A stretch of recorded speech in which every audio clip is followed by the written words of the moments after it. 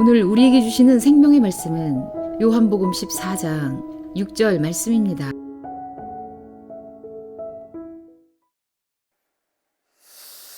교회는 즐거운 곳입니다.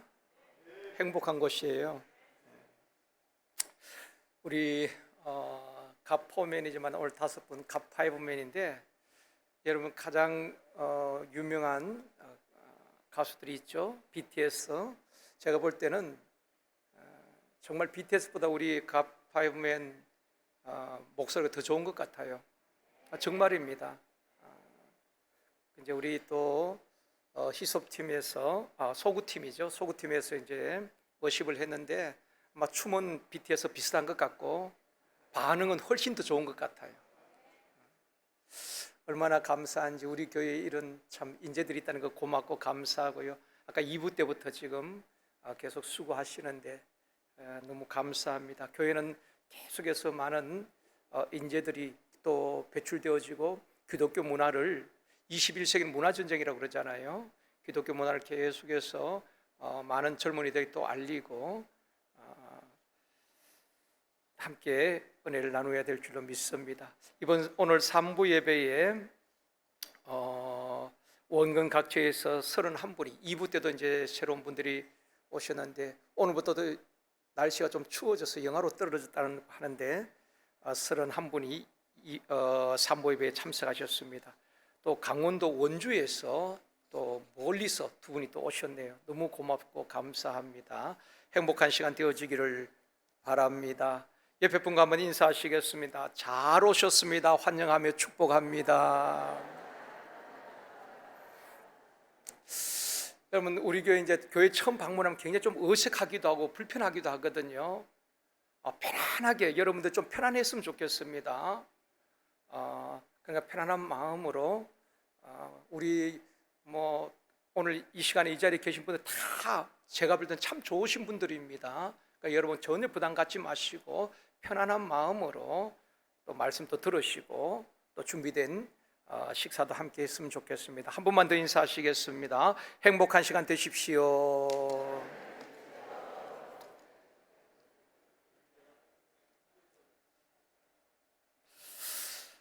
서울대 김남도 교수를 포함한 10명이 공저한 트렌드 코리아 2023이라는 책이 있습니다. 아마 이 책을 많은 분들이 또 읽었을 거라고 생각이 되어집니다. 다가올 2023년의 소비 트렌드에 대해서 분석을 하고 전망을 하며 2023년도에는 어떤 일이 일어날 것인지, 많은 사람들이 어떤 트렌드를 가지고 살아갈 것인지, 또 우리가 어떻게 준비해야 하는 것인지 그런 부분들을 분석하고 책으로 이렇게 내놓았습니다. 또 많은 도움이 되는 책이기도 합니다. 이 책에 보면은 미국 여론조사 기관인 퓨 리서치 센터에서 선진국 17개 나라를 대상으로 질문을 한 것입니다. 질문 내용은 무엇이 우리의 삶을 의미 있게 하는가? 무엇이 우리의 삶을 행복하게 하는가? 그런 질문이었습니다. 사람은 인생을 살아가면서 의미 있는 삶을 살아가기를 원합니다. 또 모든 사람들이 행복한 삶을 원하잖아요. 그래서 17나라에 질문을 한 것입니다. 그 가운데 14나라가 1위로 꼽은 것이 가족이었습니다. 패밀리였습니다. 가족이 함께 할 때 가장 행복하고 삶의 의미를 느낀다, 그렇게 대답을 했습니다. 나머지 3나라는 스페인, 대만, 우리 대한민국은 다르게 대답했습니다. 1위가 패밀리가 아니고 스페인은 건강을 1위로 꼽았습니다. 그리고 대만은 사회를 1순위로 꼽았습니다.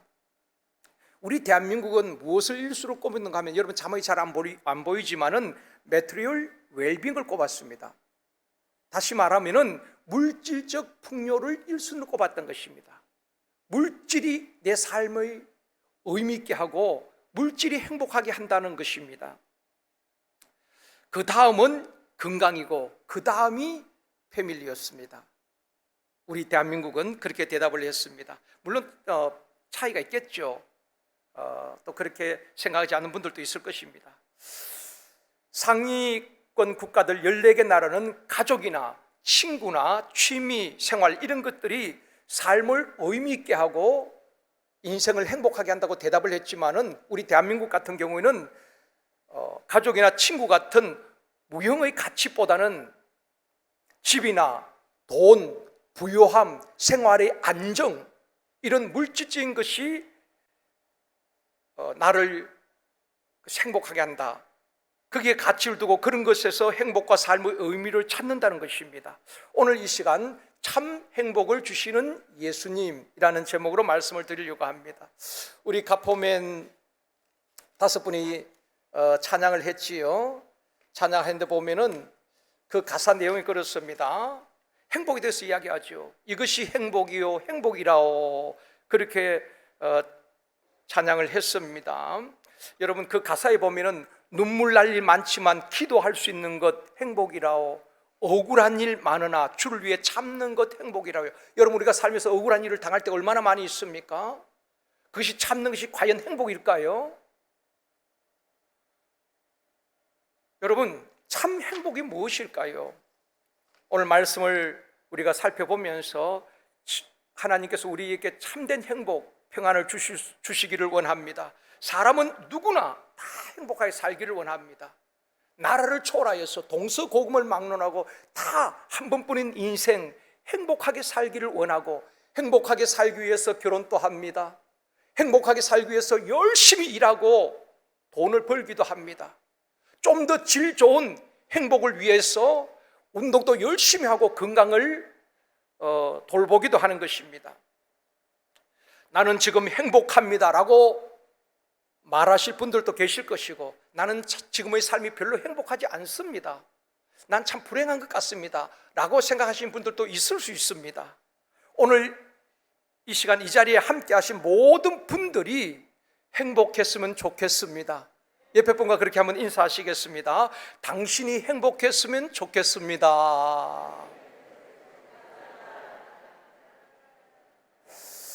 여러분, 행복은 우리 모두가 바라는 것 아니겠습니까? 그런데 모든 사람이 행복을 원하지만은 그 행복한 삶을 누리지 못하고 왜 불행하고 고통을 당하며 살아갈까요? 첫 번째로, 왜 우리에게 고통과 불행이 찾아왔는가 하는 것입니다. 하나님은 태초에 사람을 창조하실 때에 불행하게 고난당하며 살도록 만들지 않았습니다. 하나님께서 태초에 사람을 창조하실 때는 하나님과 함께 행복한 삶을 살도록 에덴 동산을 허락하여 주신 것입니다. 그런데 인간이 죄를 짓고 하나님의 말씀에 불순종하고 하나님을 떠나면서부터 사람들은 병들고 고통당하고 결국 죽게 되는 것입니다. 진시황 같은 경우에는 영원히 살기 위해서 불로초도 구했다고 말하지 않습니까? 사람들은 가능하면 오래 건강하게 살기를 원합니다. 그렇지만은 우리 인생이 70이요 80, 요새 100세 시대 살지만은 살면서 얼마나 때로는 아플 때도 있고 어려움 당할 때도 있고 결국 사람은 다 죽게 되어지는 것입니다. 왜 그럴까요? 하나님을 떠났기 때문에 그렇다는 것입니다. 하나님을 떠난 사람은 마음에 참된 평안과 안식이 없다는 것입니다. 하나님을 떠난 인간은 미래에 대한 불안과 두려움 가운데 살아가는 것입니다. 아마 이 시간 이 자리에 오신 분들 가운데도 건강 문제로, 노후 문제로, 경제적인 문제로 염려, 근심하는 분들도 있을 것입니다. 또 하나님을 떠난 사람들은 지금 전 세계가 전쟁과 기근, 지진, 기후변화, 또 전염병으로 신음하고 있습니다. 우리가 겪었던 메르스나 사스, 에볼라, 최근에 있는 코로나, 많은 의학자들은 그렇게 말합니다. 이 코로나는 끝나지 않는다는 것입니다. 영원히 함께 해야 될 감기와 같은 그런 거라는 겁니다. 의학이 발전하는 것보다도 더 빠르게 새로운 변종 바이러스가 나오고 있다는 것입니다. 끊임없이 이 지구촌의 모든 사람들은 이런 질병과 재난으로 인해서 고통을 당하며 살아가는 것입니다. 왜 그럴까요? 하나님을 떠났기 때문에 그렇다는 것입니다. 여러분, 어린 아이가 엄마의 품을 떠날 때 불안하지 않습니까? 물고기가 물을 떠나 살 수 없고 나무가 흙을 떠나 살 수 없음 같이 인간은 하나님을 떠나서는 참된 행복을 누릴 수 없다는 것입니다. 순간적인 기쁨과 행복을 누릴 수 있겠지만 참된 평안과 행복을 누릴 수 없다는 것입니다. 사람들은 자신의 문제나 불행을 해결하기 위해서 종교를 찾기도 하는 것입니다. 마음이 답답하면 점집을 찾기도 하는 것입니다.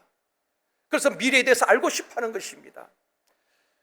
삼성그룹 창업주인 이병철 회장 오래전에 돌아가셨죠. 이분이 폐암으로 돌아가시기 전에 아마 죽음에 대해서 생각을 하면서 신앙적인 관심을 가졌던 것 같습니다. 그래서 신부님에게 하나님의 존재와 신앙에 대해서 24가지 질문을 던졌습니다. 하나님이 진짜 존재하느냐? 그걸 물었던 것입니다. 안타깝게도 그 질문에 답을 듣지 못하고 이병철 회장은 돌아가셨습니다. 그 후에 목사님들과 많은 분들이 이병철 회장의 질문을 했던 24가지 그 질문에 대해서 답을 하는 책들을 많이 썼습니다. 그 가운데에 이어령 교수가 이 24가지 질문에 답을 하는 책을 쓰기도 했습니다. 이어령 교수는 철저한 무신론자였죠. 해박한 지식을 가지고 기독교를 공격했던 분이 이어령 교수였습니다. 또 달번가였고요. 이분은 예수를 믿지 않았습니다. 철저한 무신론자였습니다. 그런데 그 딸이 이민아 목사였죠. 딸이 예수를 믿고 딸을 통하여서 이어령 교수가 예수를 믿게 됩니다. 우리나라 최초의 문체부 장관이었죠. 그러면서 이분이 쓴 책이 지성에서 영성으로 이런 책들을 쓰고 마지막 예수를 믿고 많은 사람들에게 복음을 전했던 이어령 교수가 이 이병철 회장이 질문했던 24가지 질문에 대한 답을 하는 책을 썼는데 그 책의 이름이 메멘토 모리라는 책입니다. 메멘토 모리라는 책인데 이 메멘토 모리라는 것은 죽음을 생각하라, 죽음을 기억하라는 라틴어입니다. 이어령 교수는 무신론자였지만 예수를 믿고 난 다음에 많은 사람들에게 우리는 유한한 인생인데 죽음을 생각하며 살라는 것입니다. 죽음 그 이유를 기억하라는 것입니다. 그 책에 보면은 이병철 회장의 질문에 답을 하는데 이병철 회장의 첫 번째 질문이 무엇인가 하면은 하나님의 존재를 어떻게 증명할 수 있나요? 하나님이 살아있다고 하는데 하나님의 존재를 어떻게 증명할 수 있나요? 하는 질문이었습니다.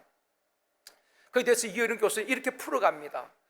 여러분, 부모를 어떻게 증명할 수 있습니까? 우리는 다 부모님이 계시지요? 우리 자녀들이 있습니다. 그것을 여러분 어떻게 증명합니까? 유전자 검사를 하고 그리고 난 다음에 당신이 나의 아버지임을 나는 믿습니다. 그런 자녀가 있겠습니까? 유전자 검사를 한 다음에 너는 내 아들이다, 내 딸이다, 그렇게 하는 부모가 있겠느냐 말입니다. 부모와 자식의 관계는 증명해서 되어지는 것이 아니라 믿음의 관계인 것입니다. 그렇죠.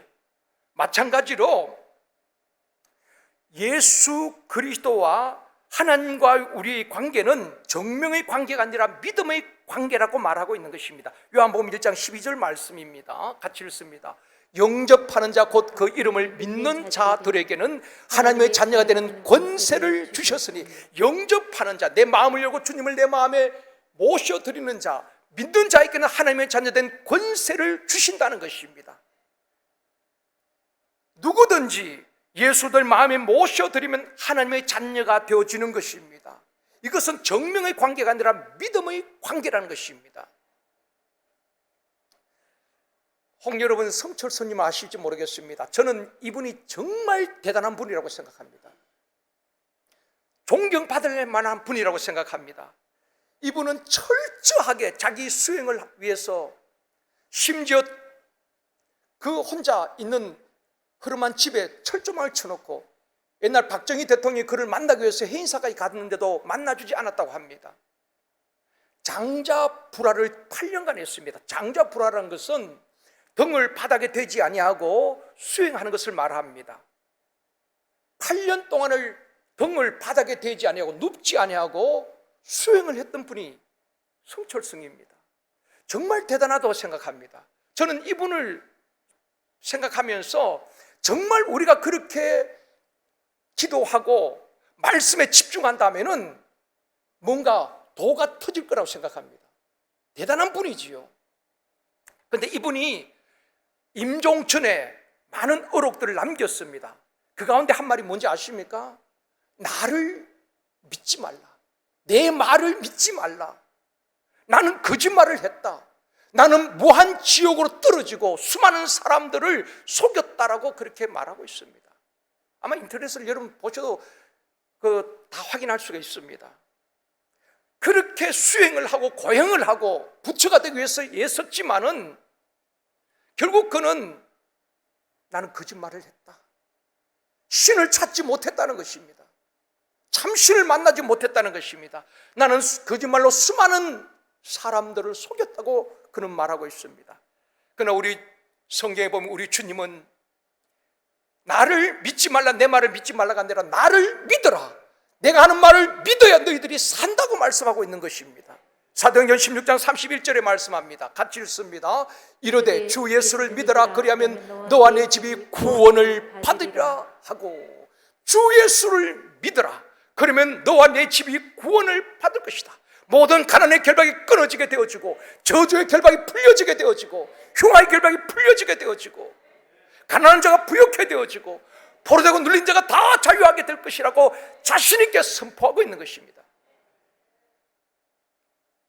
하나님이 나의 아버지가 되시고 예수 그리스도를 믿는 자는 하나님의 자녀가 된다는 것이 믿어지는 것은 정명을 통해서 되어지는 것이 아니라 하나님께서 우리에게 믿음을 선물로 주셨기 때문에 믿을 수 있는 것입니다. 여러분, 우리가 믿음을 선물로 받지 못하면 누구도 예수를 믿을 수가 없습니다. 대학 교수들, 박사들 앉혀놓고 성경을 가르친다고 해서 하나님이 나의 구주가 되십니다, 예수 그리스도 나의 주인이 되십니다 고백할 수가 없습니다. 믿을 수 없는 것입니다. 그러나 누구든지 하나님께서 그 믿음을 선물로 받으면은 믿음으로 고백할 수 있는 것입니다. 믿어지는 것입니다. 성령으로 아니하고는 아무도 예수를 주라고 시인할 수 없다고 말하고 있는 것입니다. 오늘 이 시간 우리에게 이 믿음을 선물로 주시기를 원합니다. 요한복음 20장 29절도 말씀합니다. 같이 읽습니다. 예수께서 이르시되 너는 나를 본고로 믿느냐? 보지 못하고 믿는 자들은 복되도다 하시니라. 도마는 믿지 않았죠. 제자였지만 믿지 않았습니다. 그래서 나는 주님의 손자국을 보고 못자국을 보지 않고 난 믿지 않겠습니다. 부활의 주님이 오셔가지고 손을 보여주고 옆구리에 창자국을 보여주면서 믿음 없는 자가 되지 말고 믿는 자가 되라. 그러면서 보지 못하고 믿는 자는 복되도다. 믿음을 선물로 받으면은 우리가 주님을 직접 눈으로 보지 못했지만은 그분이 믿어지고 그분을 고백하게 되는 것입니다. 예수님은 나의 인생의 주인 되심을 고백하게 되어지는 것입니다. 그럴 때 우리의 삶에 놀라운 변화들이 일어나게 되는 것입니다. 세상에 줄 수 없고 빼앗을 수 없는 참된 평안과 기쁨을 누리게 되어지는 것입니다. 이것이 하나님의 자녀된 권세라는 것입니다. 데살로니가후서 3장 2절도 말씀합니다. 같이 읽습니다. 또한 우리를 부당하고 악한 사람들에게서 건지시옵소서 하라. 믿음은 모든 사람의 것이 아니니라. 여러분, 믿음은 모든 사람의 것이 아니라는 것입니다. 하나님께서 믿음을 선물로 주실 때에 나의 것이 되는 것이지, 믿음은 누구나의 것이 아니라는 것입니다. 아무나 예수 믿는 것이 아닙니다.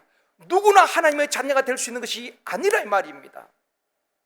믿음을 선물로 받은 분은 예수 그리스도가 나의 구원자가 되시고 내 인생의 주인 되심이 믿어지는 것입니다.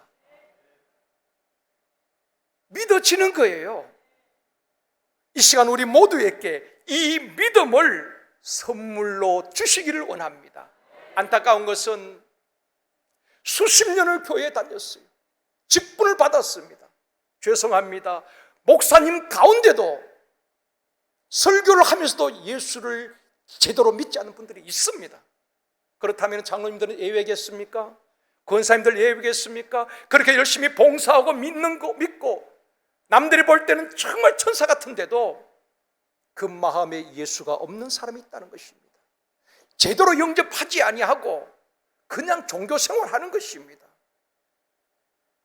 여러분, 막연한 것이 아니라 내가 예수 그리스도를 마음에 열고 모셔드릴 때 그분이 내 인생의 주인이 되어지는 것입니다. 수십 년을 믿어도 예수를 모셔드리지 않으면 그분은 종교인입니다. 오늘 이 시간 정말 마음을 열고 예수 그리스도를 나의 주인으로 모셔드릴 때에 주님이 내 마음의 주인이 되시고 내 마음에 있던 불안과 두려움, 원망 이런 거 다 떠나가게 되어지고 놀라운 평안을 누리게 되어지는 것입니다. 이병철 회장이 첫 번째 질문은 하나님의 존재를 어떻게 증명할 수 있나요? 였고요. 여섯 번째 질문은 하나님이 인간을 사랑한다면 왜 고통과 불행과 죽음을 주는 걸까요? 하는 질문이었습니다. 우리도 할 수 있는 질문 아니겠습니까? 하나님은 사랑의 하나님인데 좋으신 분인데 왜 우리 인간들을 아프게 하고 병들게 하고 고난을 주시고 결국 죽게 하는가? 그런 질문을 한 것입니다. 그 질문에 대한 답은 아까 말씀을 드렸습니다. 인간이 죄를 범함으로 하나님을 떠났기 때문에 사망이 들어오게 되어지고 고통과 불행을 당하고 결국 죽게 된다는 것입니다. 하나님은 불행을 창조하신 분이 아니라 행복하게 살도록 만들었지만 인간이 불순종하고 하나님을 떠남으로 죄로 말미암아 사람은 다 죽게 되는 것입니다. 신자든 불신자든 지위고하를 막론하고 가난한 사람도 부유한 사람도 천민도 권력자도 왕도 다 하나님의 준엄한 명령 앞에 너희는 헐기니 헐그로 돌아가라는 말씀 앞에 다 인생은 굴복할 수밖에 없는 것입니다. 그래서 100세를 살든 120년 살든 한 번은 다 죽게 되어지는 것입니다. 그래서 성경에 한 번 죽는 것은 사람에게 정해진 것이요 그 다음은 심판이 있다고 말씀을 하고 있는 것입니다. 많은 사람들이, 많은 종교인들이 이 문제를 해결하기 위하여서 종교가 생긴 것 아니겠습니까? 또 철학으로도 이 문제를 해결해 줄 수가 없었습니다. 길을 제시해 주지 못했습니다. 그러나 우리 주님은 오늘 본문에서 말씀하고 있습니다. 내가 곧 길이요 진리요 생명이다. 두 번째로 예수님을 만나면은 인생의 문제 해결받고 참 행복을 얻습니다. 이슬람에서는 운명론을 가르칩니다. 우리의 운명은 알라신이 다 정해놓았기 때문에 우리가 바꿀 수 없다는 것입니다. 운명으로 받아들여야 된다는 것입니다. 가난한 것도 운명이고 잘 사는 것도 운명이고 내 몸이 병든 것도 알라가 다 정해준 운명이라는 것입니다. 그러나 기독교는 그렇지 않습니다. 운명을 바꾸어주는 종교가 기독교인 줄 믿습니다. 성경에 수많은 병든 자들, 혈루증으로 고생한 여인, 또 18년 동안 허리가 구부러진 사람, 38년 동안 질병으로 고통당했던 사람들도 예수님을 만날 때에 모든 질병에서 자유함을 얻게 되어지는 것입니다. 예수님을 만나면은 인생이 바뀌고 운명이 바뀌고 참된 행복을 얻는 것입니다. 저도 예수님을 만나고 난 다음에 제 인생이 바뀌어보지 모르겠습니다. 완전히. 모든 사람은 성경에도 보면은 수많은 사람들이 인생의 절망과 고통 가운데 살던 사람들이 질병 가운데에 정말 힘없이 살아가는 사람들이 주님을 만났을 때 놀라운 역사들이 일어나는 것입니다. 가난의 결박이 풀려지게 되어지고 질병의 결박이 풀려지는 놀라운 역사들이 일어나게 된 것입니다. 주님을 만날 때 참된 행복을 누리게 되어지는 것입니다. 그리스의 선박왕이요 억만장자였던 오나시스라는 사람이 있습니다. 세상에 이분이 한 말이 세상에 믿을 수 있는 것은 돈밖에 없다. 공공연하게 말을 했습니다. 친구도 그 누구도 믿을 수가 없고 내가 믿을 수 있는 것은 돈밖에 없다. 그분은 정말 거부였지요. 그는 자가용 제트 비행기가 있었고 호화 저택에 살았고 개인 소유 섬이 10개였고 수많은 선박들을 소유한 사람이었습니다. 그리고 욕실이 갖춰진 세계 최고 유람선을 소유했던 사람입니다. 부족함이 없었죠. 그런데 이분은 첫 번째 결혼해서 실패하게 되는 것입니다. 아주 나이 차이가 많은 연하의 여인과 결혼해서 실패하게 됩니다. 헤어지게 됩니다. 그리고 오페라의 여신이라고 불리워지는 성악가 마리아 칼라스라는 여인에게 반하게 되는 것입니다. 이분의 참 목소리를 들어보면 정말 매우 매력적입니다. 정말 빨려 들어갈 만큼, 저도 이제 들어봤거든요. 정말 이런 목소리가 나올까 싶을 정도로 칼라스라는 이 성악가가 참 최고의 성악가였습니다. 오페라의 여신이라고 불리웠죠. 그런데 이 여자인데 오나시스가 반하게 되는 것입니다. 그런데 이 카라스는 이미 결혼한 여인이었습니다. 그런데 이 오나시스는 자기가 갖고 싶은 것은 돈으로 모든 것을 해결하려고 하는 것입니다. 그래서 돈으로 유혹을 하는 것입니다. 결국 이 칼라스가 남편과 이혼하고 그리고 이제 오나시스와 살게 되는 것입니다. 이 오나시스가 살아보니까 그 멀리 있을 때는 그렇게 저 여인과 살면 나는 행복할 것 같다, 저런 여인과 살면 나는 하루하루가 행복할 것 같다. 살아보니까 그게 아닌 것입니다.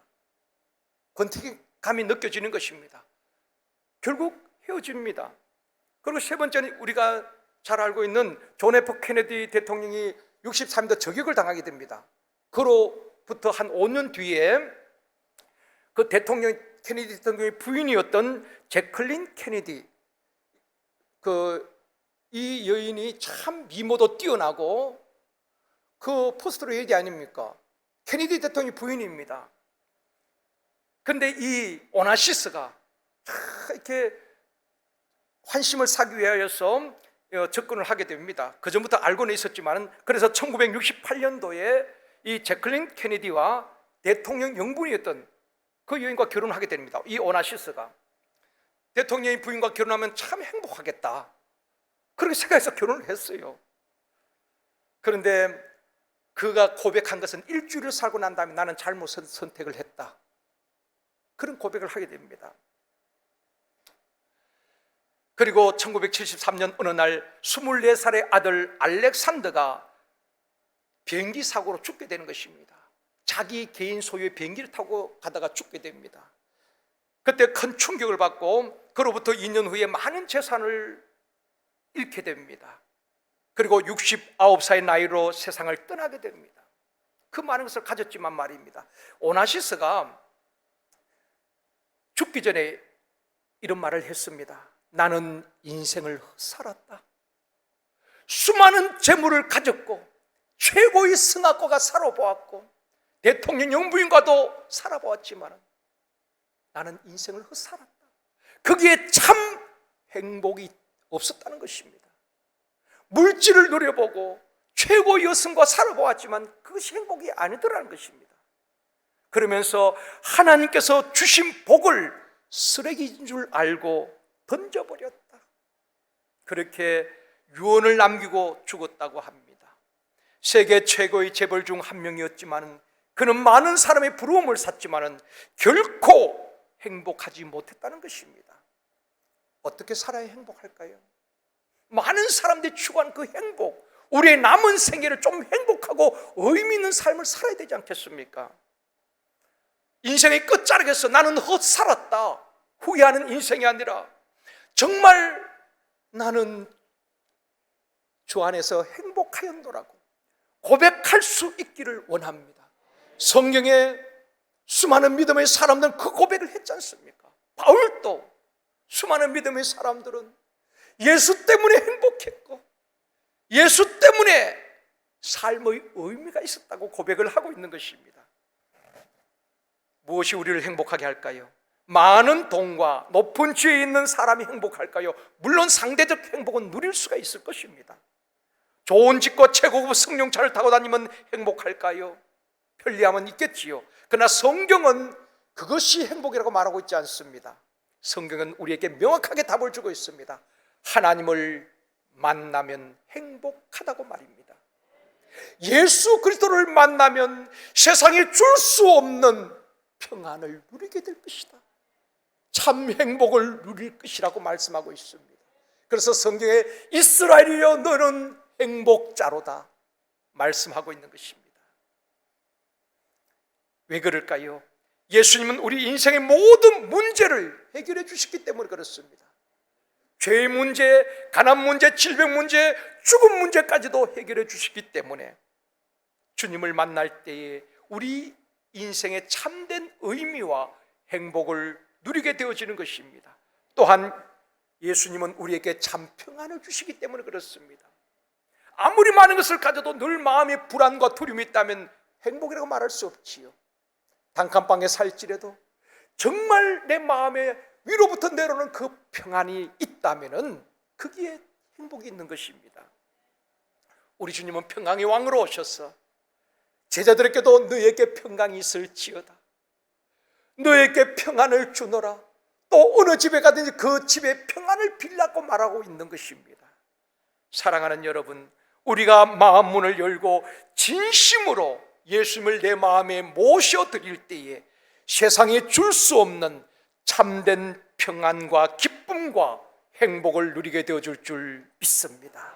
이 시간 우리 마음속에 있는 모든 불안과 두려움은 떠나가게 되어지고 주님이 주시는 참된 평안이 오늘 처음 우리 교회에 오신 분들과 우리 모든 성도님들에게 넘치기를 주님의 이름으로 축원합니다. 세 번째는 교회는 어떤 곳인가? 오늘 처음 오신 분들을 위해서 여러분들이 교회 하면은 십자가 세워지고 건물이 있고 그걸 교회라고 생각하지만 교회는 그런 곳이 아닙니다. 최근에 보면은 혼자 사는 1인 가구가 참 많죠. 나홀로 가정이 많습니다. 연세 드신 분들은 서리고에 힘들어한다고 말합니다. 여러분 서리고 아시나요? 고수도 앉혀보셨어요? 고를 세 번 하면 서리고잖아요.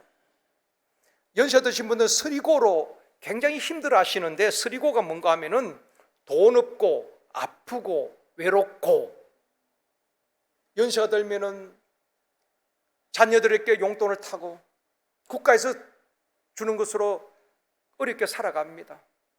돈이 없고 그 다음에 몸이라도 건강하면 얼마나 좋겠습니까? 몸이 아파요. 연세가 들면 여기저기 아픈 데가 많고 밤에도 불면증으로 잠을 자지 못하는 분들도 있습니다. 그게 더한 것은 외로운 것입니다. 외롭고 사람은 외로운 거예요. 그래서 나홀로 가정이 얼마나 많습니까? 고독한 겁니다. 그래서 어떤 분이 돌아가셔도 확인하지 않으면 며칠 뒤에 발견되는 경우도 있잖아요. 그런 일들이 앞으로 더 많이 일어날 것입니다.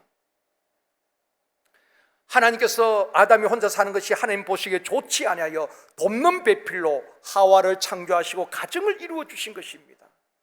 교회는 예수 믿는 영적 가족이 모이는 곳이 교회입니다.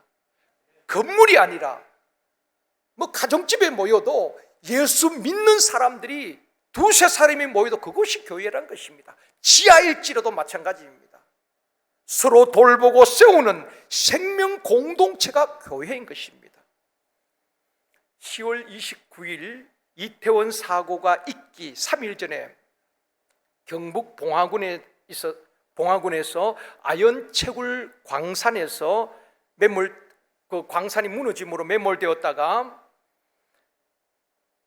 9일 만에 극적으로 구조된 2명의 광부가 있습니다. 그때 이태원 사건 때문에 다 묻혀버렸지만은 그 3일 전에 그 갱도가 무너지면서 190m 지하 땅속에 바로 이렇게 수직으로 190m 그 갱도에 갇혀 있다가 9일 만에 살아났습니다. 구조가 되었습니다. 2명이 그 가운데 작업 반장에 있던 박정아 씨가 구조된 이후에 신문사와 인터뷰를 했는데 제가 참 감동을 받았습니다. 어떻게 9일 만에 9일까지 생존할 수 있었는가? 2가지를 이야기했습니다. 지하 갱도에서 죽음의 두려움과 공포가 밀려올 때에 이제 이렇게 죽는구나. 살 길이 없죠. 그 수직으로 190m 밑에 갇혀 있는데 죽음의 공포가 밀려올 때에 제일 먼저 떠오르는 것이 가족이었다는 것입니다. 아내와 자녀들, 부모들. 내가 이렇게 내 인생이 끝날 줄 알았더라면 좀 더 잘해줄 것을. 가족들에게 따뜻하게 사랑한다고, 고맙다고, 미안하다고 말한 것이 그렇게 후회가 되더랍니다. 죽음 앞에서 욱하는 성질을 참지 못하고 수없이 아내에게 상처를 주었던 것들이 너무 미안하더라는 것입니다. 후회가 되더라는 것입니다. 그래서 두 남자가 하염없이 후회의 눈물을 그 갱도 속에서 죽음 앞에서 하염없이 울었다는 것입니다.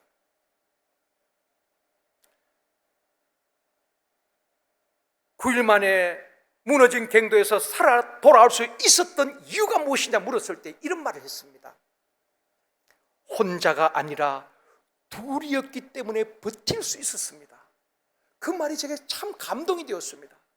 혼자였더라면 버틸 수 없었고 이미 포기하고 끝났을 것인데 둘이었기 때문에 견딜 수 있었습니다.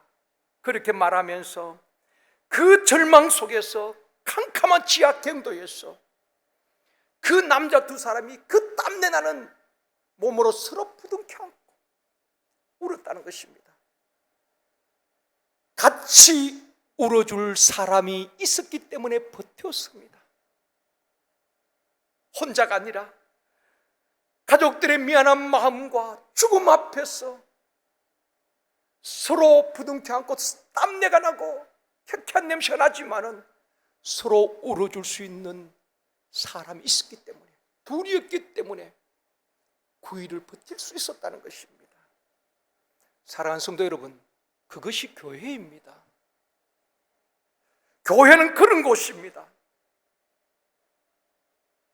세상 사람들은 서로 비난하고 어떻게 말할지 모르지만은 때로는 우리가 살아가면서 너무 힘들고 하루에도 몇 번씩 주저앉고 싶고 절망 가운데 모든 것을 포기해버리고 싶을 때도 있지만 함께 울어줄 가족이 있고 함께 웃어줄 가족이 있고 내가 너무 힘들고 아파할 때에 그 누군가가 나를 위해서 기도해 줄 수 있는 영적 가족, 그것이 교회란 것입니다.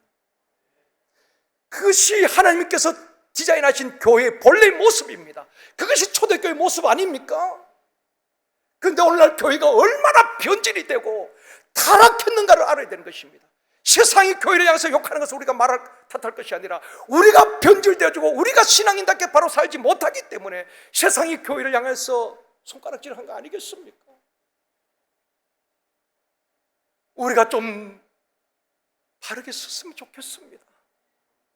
예수 때문에 좀 손해보고 남들이 정말 아파할 때에 같이 울어줄 수 있는 교회 안에서도 그 누군가 아파하고 힘들어할 때에 조롱하고 비웃는다면 그것은 가족이 아닙니다. 정말 우리 안에 예수 그리스도가 계신다면 힘들어하는 분들 같이 함께하고 울어줄 수 있다면 그 사람 살린 것 아니겠습니까? 그래서 지하갱도에서 내가 살 수 있었던 것은 둘이었기 때문에, 혼자가 아니라 둘이었기 때문에 버틸 수 있었습니다. 여러분, 우리도 마찬가지입니다.